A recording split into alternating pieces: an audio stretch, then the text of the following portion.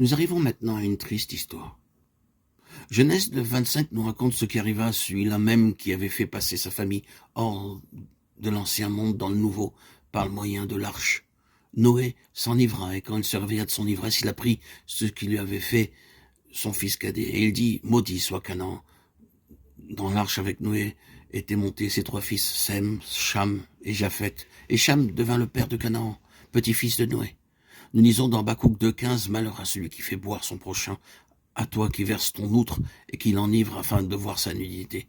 Il semble clair que ce verset se rapporte à cet épisode de la vie de Noé, et qu'il indique que Noé a été induit par quelqu'un à commettre l'action dont il s'est rendu coupable. Peut-être fût-ce par Canaan sur lequel il prononce ensuite une sentence de malédiction.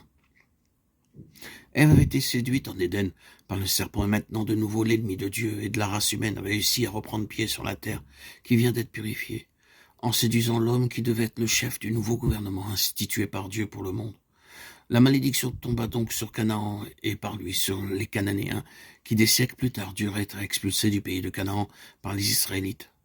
Canaan engendra Sidon, son premier-né, et Heth, et les Jébusiens, les Amoréens, les Girgasiens, les Éviens, les Archiens, les Siniens, les Arvadiens, les Tsénariens, les Hamassiens. Ensuite, les familles des Cananéens se dispersèrent. Genèse 10, 15, 18. La sentence de malédiction qui a frappé Satan n'a jamais été révoquée, et celle qui a atteint les Cananéens fut le résultat du fait qu'ils s'étaient livrés à la puissance du diable, et que, depuis les jours de leur ancêtre Canaan, cette puissance avait libre carrière pour agir en eux et par eux. De là vient la condition des races cananéennes du temps de Josué, et la raison pour laquelle il dut les exterminer. En contraste avec l'histoire de Cham, de Canaan et de leurs descendants, nous pouvons tracer la lignée de la postérité bénie de Sem, dont nous trouvons les représentants quelques siècles plus tard, réunis en tant que nation au pied du mont Sinaï, où Dieu leur promulgue la loi. Dans les chapitres 27, 28 et 29 du Deutéronome, nous avons les discours de Moïse, dans lesquels il prédit aux Israélites les malédictions qui s'attacheront à eux s'ils viennent à violer cette loi. Cette malédiction-là, non plus, n'a jamais été annulée. Elle se prolonge à travers les siècles simultanément avec celle qui l'avait précédée. Il y a donc trois grands groupes de malédictions qui ont été en vigueur dans le monde dès son origine et le sont encore aujourd'hui. La malédiction qui fut prononcée en Éden contre le diable, à l'égard de laquelle nous disons « Amen, ainsi soit-il, puisse-t-elle arriver bientôt à produire tous ses effets ».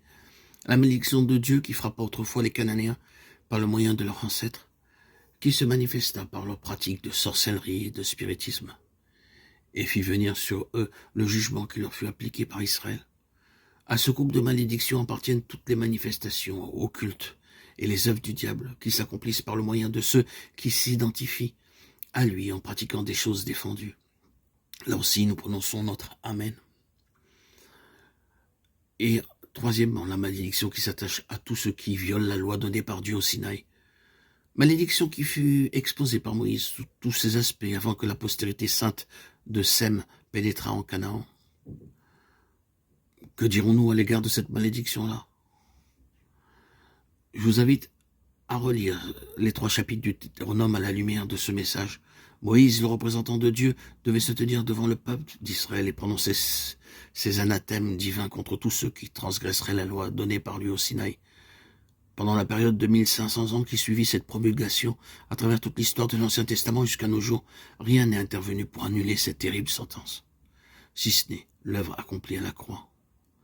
L'apôtre Paul écrivait aux Galates, Galates 3,10, « Car tous ceux qui s'attachent aux œuvres de la loi sont sous la malédiction, car il est écrit, maudit est quiconque n'observe pas tout ce qui est écrit dans le livre de la loi et ne le met pas en pratique. » Jacques déclare que si nous péchons contre un seul commandement, nous devenons coupables de tous, Jacques 2,10.